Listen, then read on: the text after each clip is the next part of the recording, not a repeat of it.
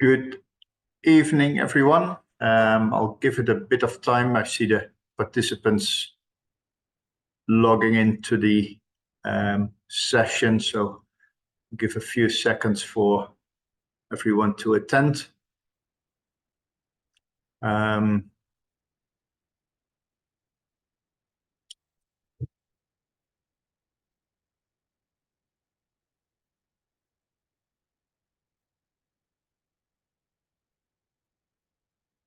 So good evening. This is the 124th branch meeting of the IIRSM UAE Branch meeting. Today we have a interesting speaker. Let me scroll down slides. I start off with some introduction and branch updates, and then we have as guest speaker Kamran Haider from Globus Group with an interesting presentation. I've been able to go through the presentation on enhancing worker safety with the right PPE, closely linked to sustainability as well. So I think they do some great work in developing sustainable personal protective equipment. But I will leave that to Kamran to kind of take us through their developments. We have a question and answer session afterwards. And then after the presentation, I'll put 6:40 in the program, but this will be before 7 o'clock. We have any other business and close of the meeting. To start with, LinkedIn page, we see a continuous growth of followers. We see more information on the LinkedIn page as well. And I would appreciate feedback on it. Colleagues, members following the page, and we make sure that we keep the page updated with the latest information on IIRSM, on events, on anything that's happening in the region. So yeah, keep following us on our LinkedIn page. Important update, I assume everybody's aware of, because this will be the 20th consecutive year. The midday break will be implemented in the UAE, but that will start this Saturday on the 15th of June, lasting until the 15th of September, with a midday break between 12:30 and 3 p.m., prohibiting work on the direct sunlight and in open air areas. It's the 20th consecutive, but more released at the end of last month, the official announcement. We had 2 months ago a presentation on summer heat awareness. So I only hope, and I would encourage everyone to continue to raise awareness on summer heat, hydration, protecting employees from direct sunlight, especially where we see that in recent weeks the temperatures in the UAE went up to 40 plus 45. So it's very important to keep our colleagues safe, work outside. Another interesting update, IIRSM has signed a partnership with Offshore Network, a conference organizer. I believe the majority of us is aware of their HSE MENA forums, which were held pre-COVID, and I think last year we had a HSE forum as well. The one for the UAE will be scheduled in November. The dates 12 and 13 and Abu Dhabi are preliminary. That's not yet decided. Might be as well Dubai, but that's the HSE MENA forum in the UAE. But they also have a initial first HSE KSA forum in Riyadh in September on the 17th and 18th. For both forums, we have been able to arranged for a 10% discount for any IIRSM member if you wish to attend. We will also be on both forums with a speaking slot and a stand to promote our work as IIRSM in UAE as well as in Saudi Arabia.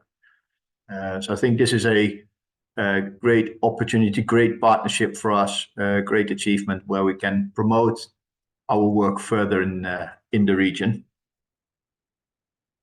I'll put the website address underneath it, but we will keep you posted via our LinkedIn page as well and WhatsApp groups on the programs if there's more information available.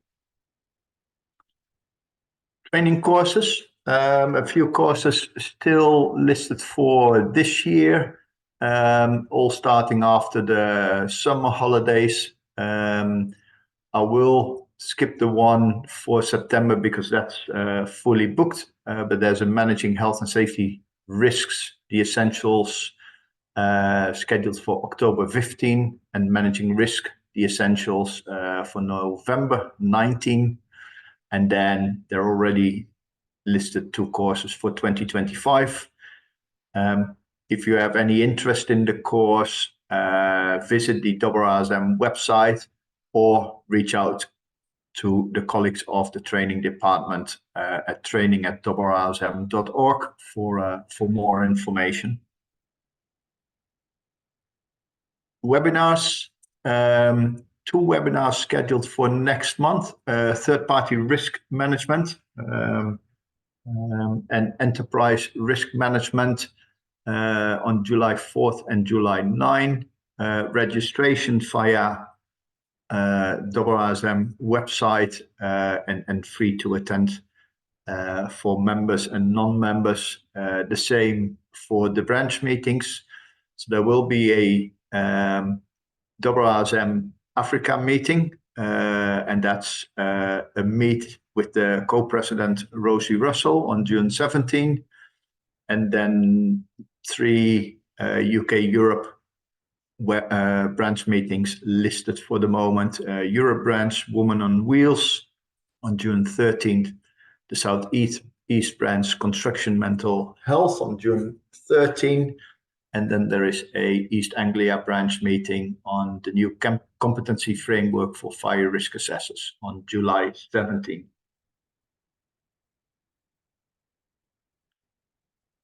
Our branch meetings will continue throughout the summer. So the next one will be on July 10, followed by August 14.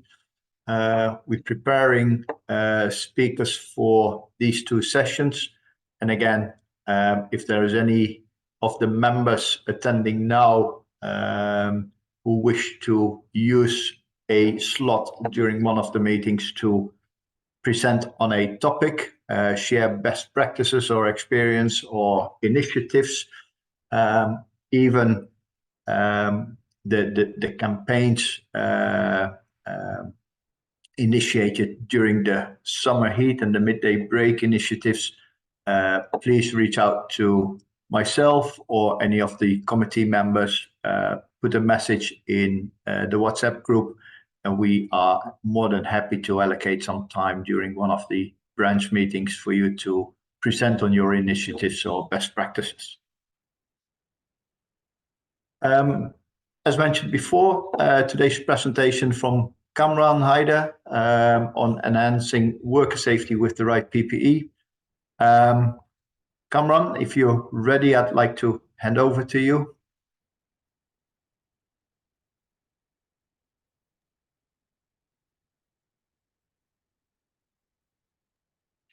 Hi, everyone. I'm just sharing my screen.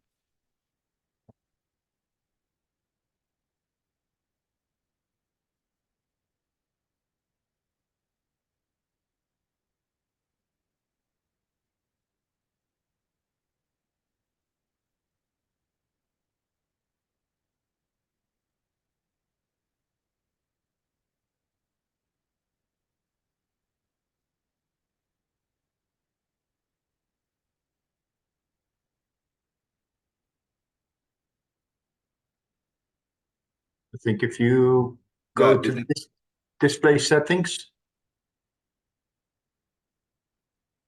Yeah. Okay. Yeah. I'm not getting display settings in front of me. I'm just trying to get there. Oh, okay.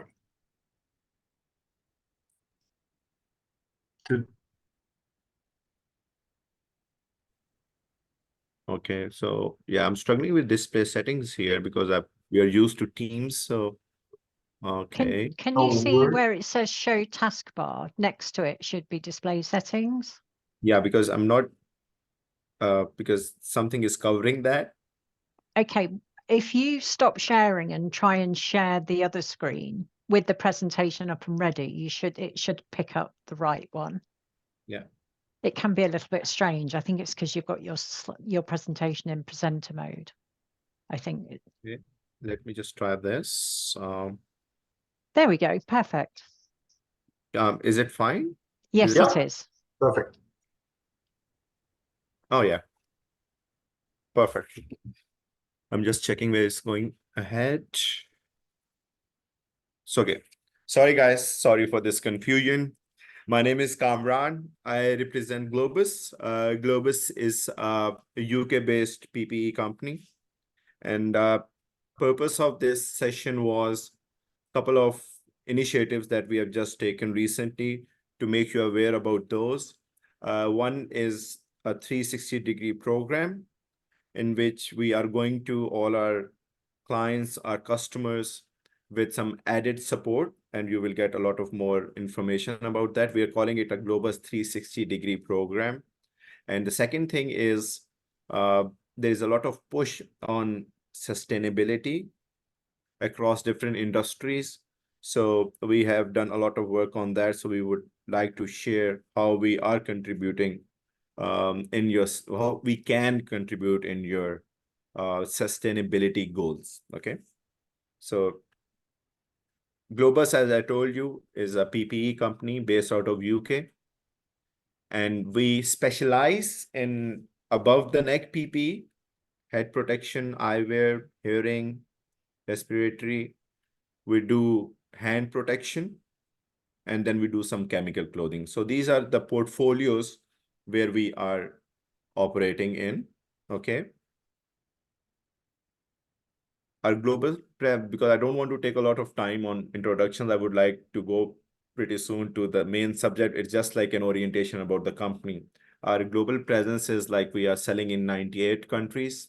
We have regional offices in 4 continents, and we manufacture in 3 countries. So this is an overall orientation of the company, how we stand and wherever we are present. An interesting thing that we have done is you will see different brands of PPE. They specialize in different industries. There are some brands who are very focused on oil and gas. There are brands who are very focused on construction. But as Globus, we were always very focused that we have to go out with a lot of diversification. So we cover oil and gas, we cover construction, we cover logistics, we cover facilities management. So we have a very diverse range of products that covers different industry requirements. It's not like only 1 or 2 industries, it's across different industries. And we have few examples you could see on the screen. It includes automobile, it includes waste management, defense, so airlines. So we have a very diverse range covering diverse set of industries. This was the main focus of today's session, where all this discussion started with Branco. So this is a 360-degree program in which we pitch that we go to the customers, we go to our end users. They can be our existing end users, they can be our existing customers, and they can be new customers as well, whom we want to work with. So the purpose of 360-degree program is not to sell a product. Eventually, yes, we will be selling a product, but the main purpose of this program is that we want to improve the PPE culture in Middle East. We go to Europe, we go to US, and we can see the compliance levels. They are ahead, okay? And we really want to, I won't say we are way behind, but we can definitely, there are few things to be done to be at par. So this program was developed to make sure that we are educating our customers. We are sharing more information on how we can improve our PPE compliance, how we can go on the ground and try to identify ways where we can improve comfort of the wearer. That is first, increase compliance. At the same time, the third thing where everybody comes to us, okay, you're telling us all of this, but we cannot spend more. Okay, so that is the question that we were facing the most. So this program comes with that thing as well, that we ensure that we are improving, or we are actually reducing the costs of your PPE that you are using. So how we do that?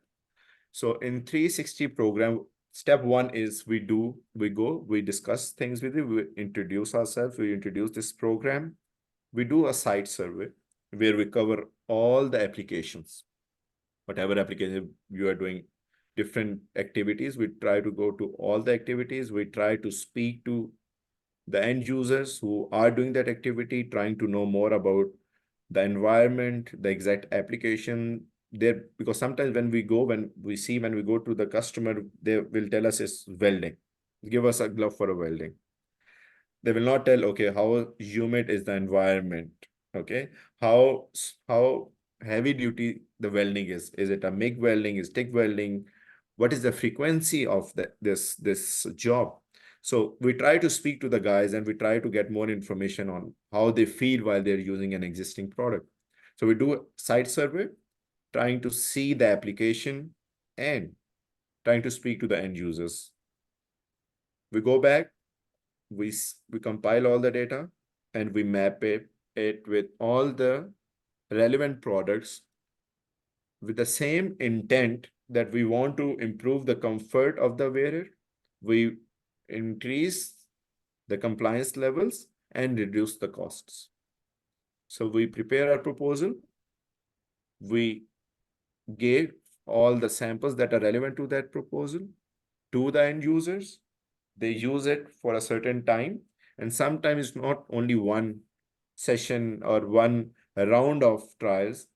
Till the time we are not sure about things, these trials continue. For example, if we are given 5 products, 5 different applications, one is not performing, we'll replace it with another option. One, we are not sure, we'll do another round of trials. So we do the trials till the time we are sure that the kind of value addition we want is being achieved.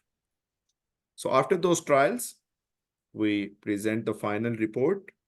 And then if you start buying from us, we will do a quarterly review. For the first year, it will be quarterly review. In the following year, it will be biannual in the second year. So this is our 360-degree program. Now, I told you about 3 major things where we are trying to add value: compliance, comfort, and the cost. But there are many other added advantages you get from 360 program. Okay, so those are in the second slide. I would just like to share those with you. So create an injury-free environment, increase compliance that we discussed before, ensure workplace safety, enhance productivity, because if your guys are more comfortable, they will be more productive as well. Improved worker morale. I mean, we have seen many times people are not happy using very bulky gloves, especially with cut resistance gloves. When you go, there is a lot of, so the majority of the gloves that we sell out there are cut resistant gloves. So traditionally, all the gloves used to be very thick cut resistant gloves, but with time, there has been a lot of innovation on the cut resistant yarn. So now you can achieve the same cut resistance that you were getting from a bulky glove with a very dexterous finer glove. Just a small example. So when the guy was wearing a thick glove, and if he's wearing a thinner glove that's more breathable as well, for example, his morale will be better as well. Okay. Cost saving, we have already discussed. Then we do a lot of uniformity as well. There can be different applications where we are seeing different gloves, because the company has been doing these things traditionally. So they've not changed things, but over time, trends have changed, new product options have come in. So now what we can do is we can reduce the number of products. If you're using 10 different types of gloves, you can go to 3 or 4 or 5. So that not only reduces the cost, but that also reduces your warehouse work. You will have less SKUs to worry about, less SKUs to plan in your demand planning and everything. So SKU reduction comes in. Then because of this SKU reduction, you have less wastage and all. So you have this environmental benefit. So this environmental benefit and the cost saving, we will discuss further as well. So cost saving, I will show you a calculator that is related to 360 program. For environmental benefits, we have a separate set of slides that is not directly related to 360-degree, but I will connect that with environmental benefits. The last thing is ongoing support, and that I've already mentioned that you will be confident, okay, these people have done this work, they are taking the ownership of the value addition. You can always tell us this is working, this is not working. So we are there as your extended team, I would say. So you, for example, just like, I mean, there's a trend of subcontracting. Okay. So here, for example, in terms of PPE thing, we can be your wing, who an extended wing that could add value in terms of recommendations, improving the workplace safety, and also you can rely on our experts who are with us in terms of new products that can improve compliance, changing something that's not working out. If you are adding more applications, like there are companies where they always keep adding to the scope, there are new applications coming in. So we can always, because we have been working on those applications in other industry, we can always replicate that. So the ongoing support will be there as well. So these are a few benefits that you get out of a 360-degree program. It's very simple. You just write to us and we discuss the timelines with you when we can do that, and we come on the site and we do this for you. There is no commitment that you will be buying gloves, eyewear, or PPE from us. So we start with that. There's no commitment. Okay. But we believe that if we educate people, if we go and educate and try to improve things, the overall standard of PPE and safety will improve, and all the companies who develop or produce quality products will benefit. Okay, so we are looking at a bigger picture. We're looking at a bigger picture that with all of this value addition, eventually the companies who are doing this value addition and all this, and who are doing the quality products, they will definitely gain. Okay, so this was a 360 program. That was the first part of this presentation. We can always share more details. We have a lot more data. I would, at the end of this presentation, because I don't want to play, because I've not been using Zoom, so I won't play with the presentation. I'll go through the presentation, and at the end, I would like to share my screen and share how are we doing the cost analysis. Okay. So this is an overall thing that you can see. One is our proposed solution. The other is your current solution. We will see SKU wise how many SKUs we are reducing. We'll see what was the cost of the person, what is the longevity of the glove, for example, and how are we saving. So this is like per annum for one example that I've shared with you, how much we can save, depending on the volume, depending on how much you're consuming on the site. So I'll show you the Excel sheet where we are doing all of this. This is all automated that we do. So we'll go back after this presentation and I can show you how we do all of this. And in the continuous support, that the last part we were discussing, we do a lot of educational material, blogs, videos. We do toolbox talks. We can come and we can speak to the users. We participate in your safety days, your safety forums, and anything else that you require from us that pertains to PPE part of safety. We will be committed to do that with you. Okay, so this is the first part of the presentation that focuses on 360-degree program. The second part of this is, as I discussed earlier, is this global push on environment, okay, the global push on eco-friendly solutions, PPE. The challenge that we were facing a few years ago was that everybody liked the idea. Everybody wanted to go to more sustainable, eco-friendly products, but it was very hard to take their buy-in in increased costs. So that was the biggest challenge we were facing a few years ago. But realizing that this is an important thing and it has to get implemented, the shift, instead of pushing the customers to increase their budgets, we started to push our manufacturing teams, our R&D teams on developing materials that are eco-friendly, but they are not having a big impact on the cost of the product. So last 2 to 3 years have been very instrumental. And I'm not saying this is only us as a brand. Many other brands have done that as well. And I think we should appreciate all the brands who are working towards that. So we are committing to go to net zero, okay? How are we doing? There are 3 things that we are doing. First is we are trying to source our one is the type of raw material, like we go with recycled materials. We are trying to source from the suppliers who are certified, okay, and who also have commitment towards reducing the waste, and they are using recycled material in the production. They are minimizing the impact from the movement of raw materials, so all of that included. So we are very careful on the raw material buying. What is the composition of the material and from whom we are buying? Okay, so for example, there can be indirect impact. For example, we are buying, so we have a raw material that is eco-friendly, but there are 2 factories who are offering us that.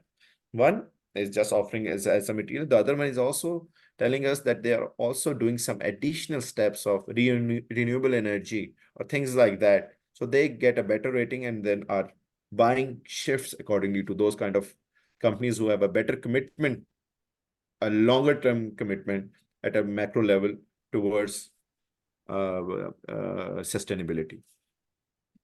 So we do work on raw materials, then our manufacturing and packaging.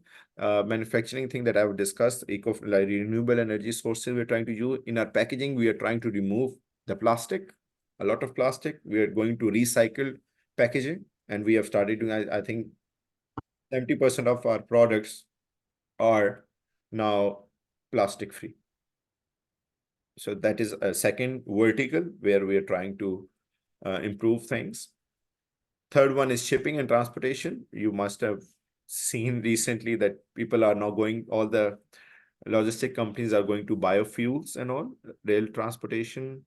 We are trying to partner with logistic partners who are doing or taking measures towards sustainability, towards net zero. Okay, so shipping companies are trying to move towards biofuels, and also we are trying to prefer those who are committed to this cause.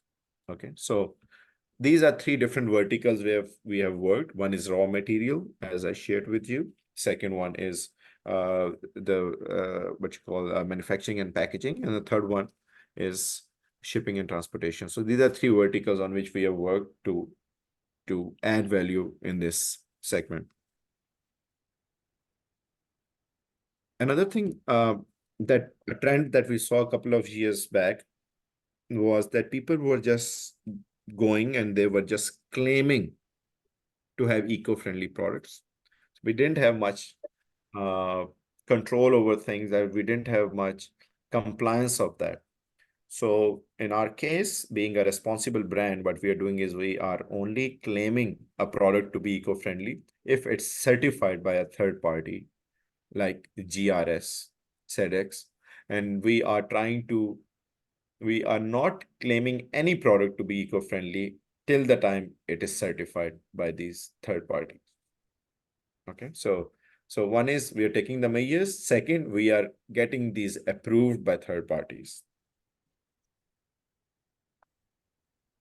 Just as I mean, you will be knowing this, but this is just like a very macro level explanation of how we are doing it. We collect plastic, we shred it, we melt it, we spin it, we wear it. So how a transition from plastic bottle to a textile.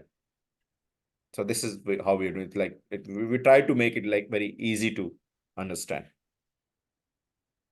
So we have a complete range of products where we are ensuring that there will be no price increase. We will be more sustainable without any additional cost. So that is what we have been working last 3 years to make sure not a single product in our range, for example, a cut resistant glove that was a cut 5 or cut D. Now, if we are giving them an equivalent model from a sustainable range, there will be no price increase. And an interesting few things happen by chance as well. Like we're aiming something, but when we are trying to achieve something, we get something additional as well. So in 25 to 30% of the products, what we have achieved now is that we have reduced the cost as well. So 60 to 70%, the products will have the same pricing. Going to sustainable products, you will not face any price increase, and in 20 to 30% product ranges, you will have basically a reduction. You are going to a value addition by paying less. So we are trying to move in that direction. There is no cost impact, but there is a very, very positive impact on the environment. And just to make things easier to understand, like if one of our PU gloves, if you're using 30 pairs of eco-nickel, the CO2 saving is as much as your trip from Turkey to Dubai. So this much fuel or this much carbon print you are saving by using 30,000 pairs of one of our gloves.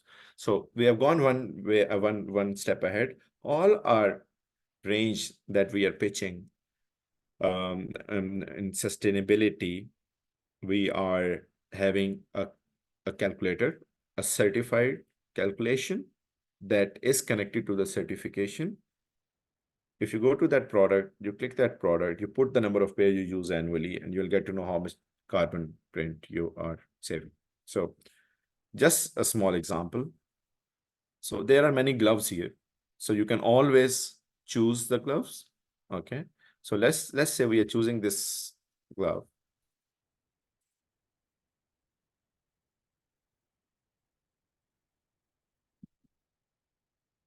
Okay. So we chose this glove. This is called Eco Copper. This is generally used for general purpose applications. Okay. So if we say we are using 5,000 pairs of this glove, you can see how many grams of carbon dioxide you have saved, because that is the best one. If you have to relate it like in a more lighter way, you can see that how many miles we can drive by. If we are driving like 695 miles, the carbon that we could have produced, that is we have saved. So this goes for all our range. Different products will have different calculations. So by 5,000 pair, you can see how much carbon we are saving. So it's just not like we are claiming something. That is one. We are not claiming. We are certifying it. Whatever we are saying, we are certifying it. One. Number two, we want you to see what is the impact you are bringing in. And you should be having that visibility, or you could give a visibility further to your team or people who are responsible for sustainability goals in your organization, that this is how, or this is the impact. As you say, seeing is believing. So this is, they can see by using these a certain number of gloves and all, how much carbon dioxide you are saving. Okay, so going back to my presentation, I hope I get back to it properly.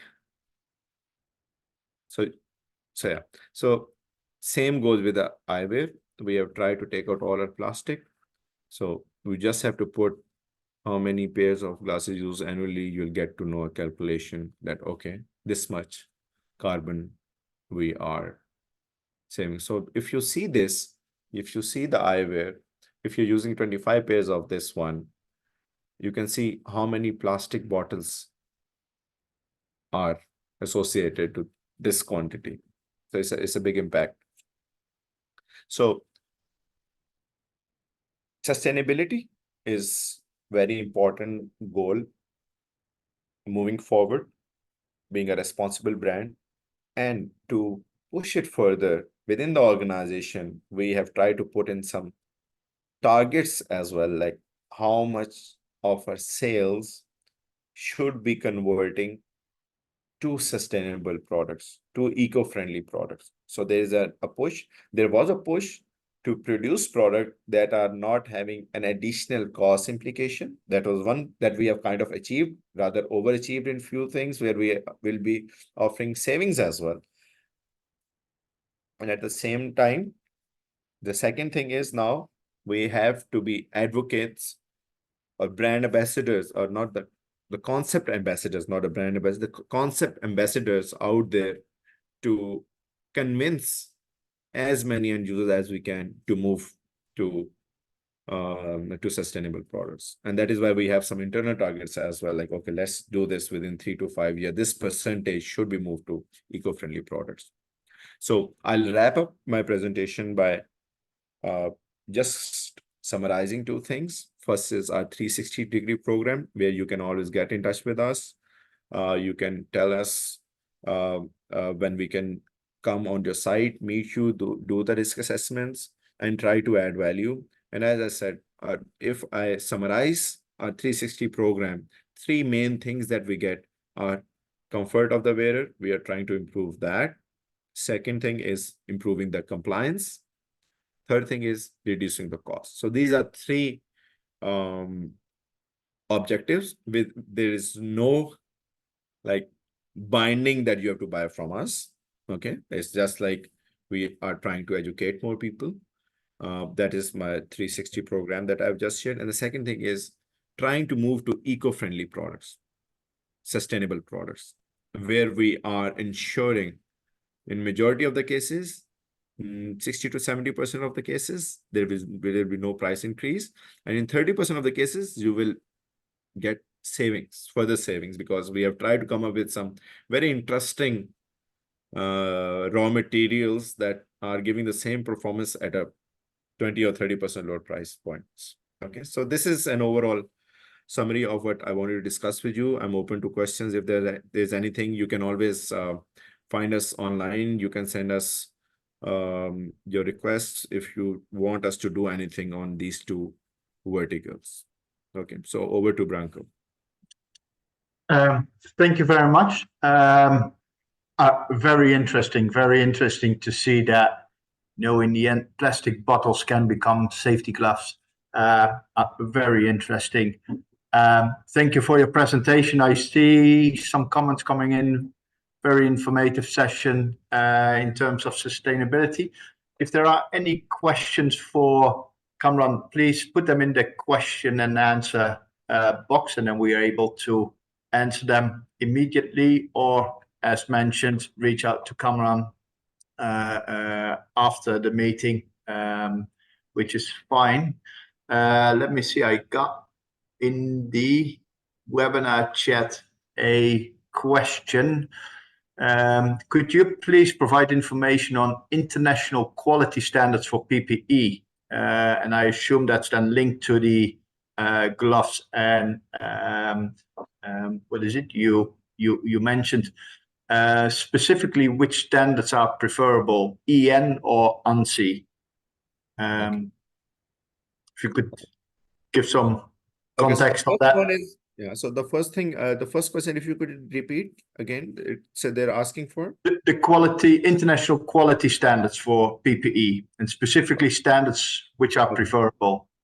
So the first one is like, so we have European standard, we have American, we have Australian, we have Brazilian, we have Russian standard. Okay, so these are all region specific in general. But we are in Middle East where we have tried to bring in different, so many people. So we have many safety people or professionals who come from Europe. There are many, specifically in oil and gas, they are coming from America. So whoever is more comfortable with the standards that they earlier used, they try to tend to that. I won't say any standard is better than the other. In general, it's a preference. Okay. But on a macro level, if I have to give a macro level statement over here, both are the same. You just choose one. Okay. So there will be no there can be, like, you can say, like, if we are using like 15 standards, there will be 2 or 3 where one will be better than another, like better in the way of more stringent than the other. Okay. But overall, if you see, both are the same, is your own preference. When it comes to gloves, in our region, EN is more accepted because of majority of customers are using EN standards over here. But it doesn't say ANSI is not good. But the preferred standard being used here is EN. That's European. Very good, thank you. We also have a question from Amjad, but that's more on a abbreviation used in your presentation, SKU. Yeah. So these are all the, so for example, just to explain them. So for example, if you're using a glove, I'll go very basic. So you're having small, medium, large. It's not one product. So there will be many units of that. Okay, so it'll be small, medium, large, XL. So you will, instead of one product, you have five units. Okay, yeah. Let's see. Don't see anything in the question coming.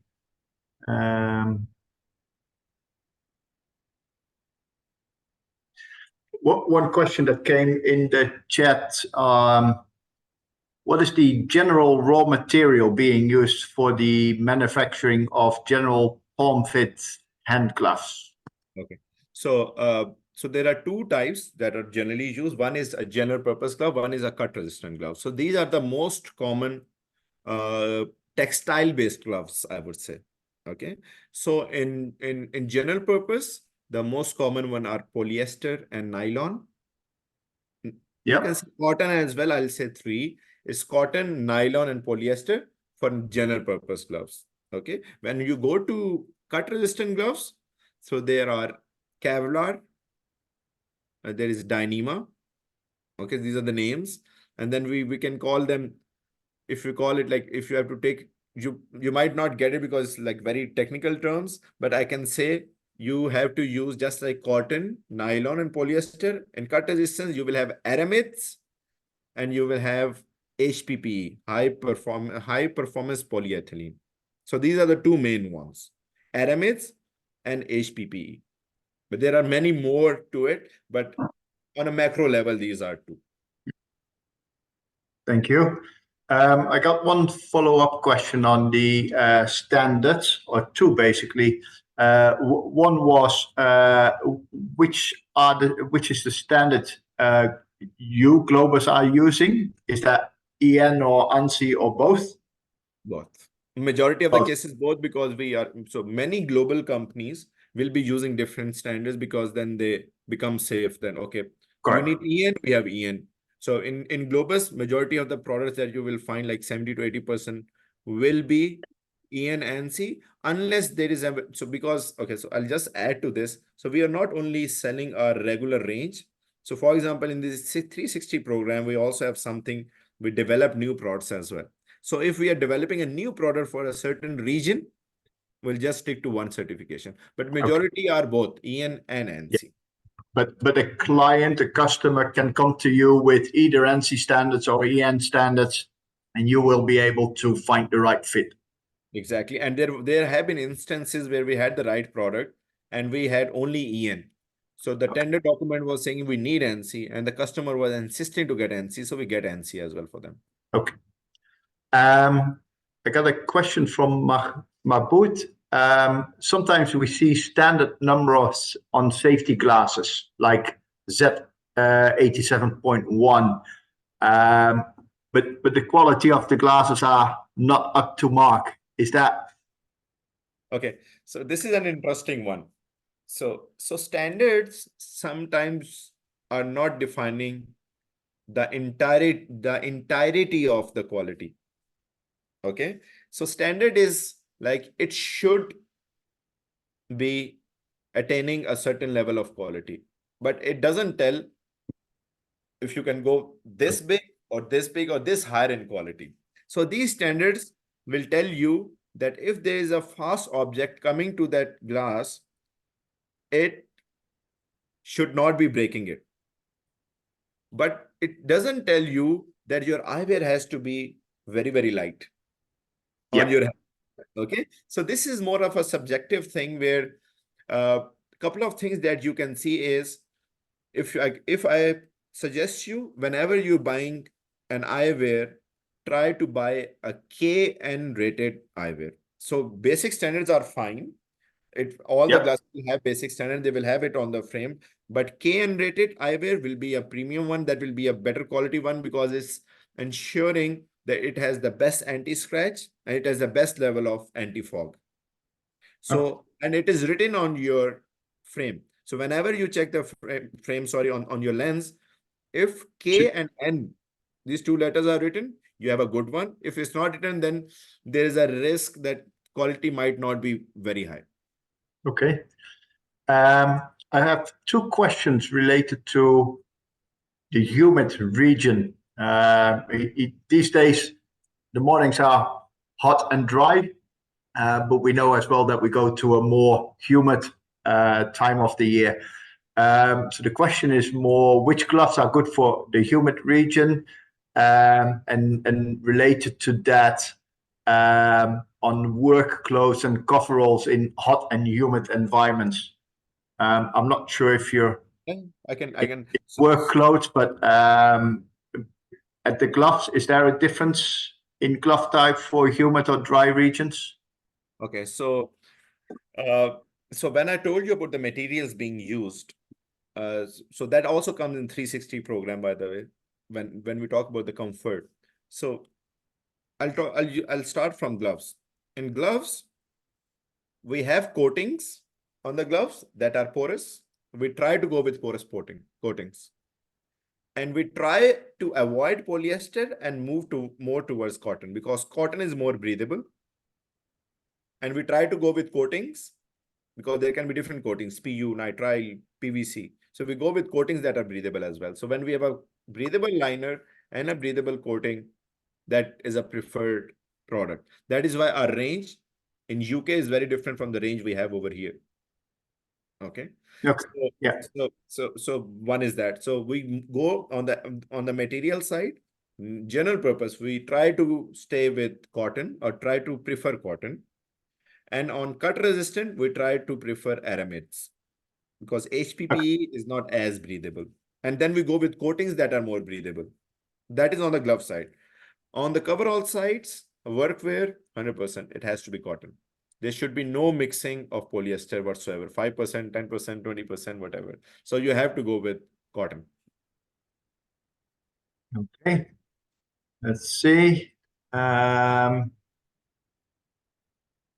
This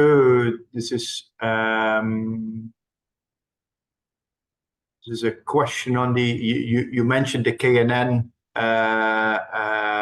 standards for safety glasses. This is more a question if you could explain a little bit more what KNN means. Yeah. So KNN is like one is so for example, majority of the glasses or spectacles out there, I could see if I could just grab one. Just if you could just give me a minute, please, I can Yeah, show them. well, yeah.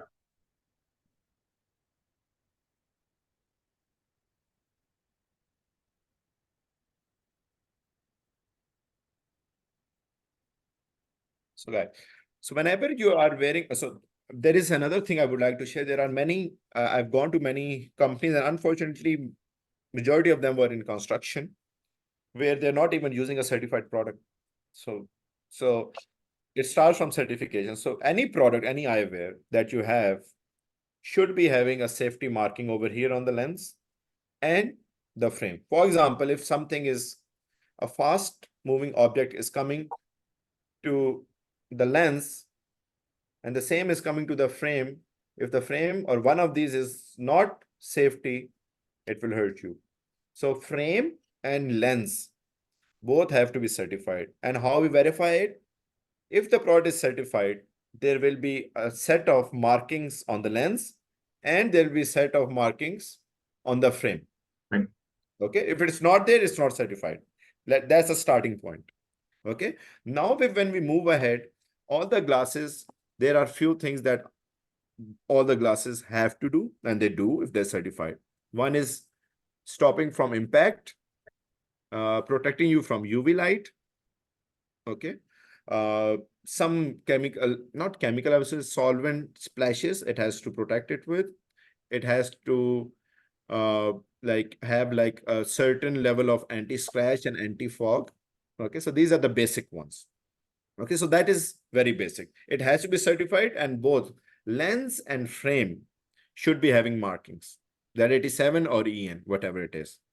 So what was happening is the people were claiming it to be a certified product, they were selling it, but the biggest number of complaints coming to the manufacturers or the brands was that the anti-scratch coating goes away pretty fast, so they have to replace it pretty quick. Okay, so they're putting in the pocket, or they just left it on the table with the lenses downwards on the table, so there were scratches. And then the other thing was they were doing the coating of anti-fog, especially in this region we need anti-fog coating because of sudden change in temperature. So anti-fog was not good enough. So they went back, they did some more research, and they came up with coatings on the lens that enhance anti-fog capability of the spectacle, and they enhance capability of anti-scratch in the product. So there is a certain level, I don't remember the exact number, I mean, what is the number or something, like there will be like I mean, to what impact the scratches will be protected on, there's a certain number. But if your product is tested and has that particular level of anti-scratch and anti-fog, then we can claim it to be KN rated. Okay. So if it is KN rated, it has a very decent quality of anti-scratch, anti-fog on top of your basic qualities. Perfect. We still have a couple of questions. We're nearing 7 o'clock as well. What I suggest is I have written down the questions we still have. I will send me on the email maybe. I will send them on an email to you, and I will post the answers back on in our WhatsApp group. If there are any further questions, do not hesitate to put them in our WhatsApp group, and I will reach out to Kamran to see if we can get them answered. Again, thank you very much for your presentation. Very insightful, very good to hear that, you as an organization, but that there's a development in PPE as well to go sustainable, especially in the manufacturing part. I think that's very interesting. I think the next time I will look slightly more different to a glove with a 500 ml bottle of water next to me. But it's good that we reuse the plastic and that it doesn't end up in landfills and any other places. So it's very good to see this development. Thank you very much to all the participants. Thank you for your questions. I think we can close our branch meeting for now. And again, I'm happy to get back to you with the answers from Kamran. And I look forward to meeting all of you again on July 10 for our next branch meeting.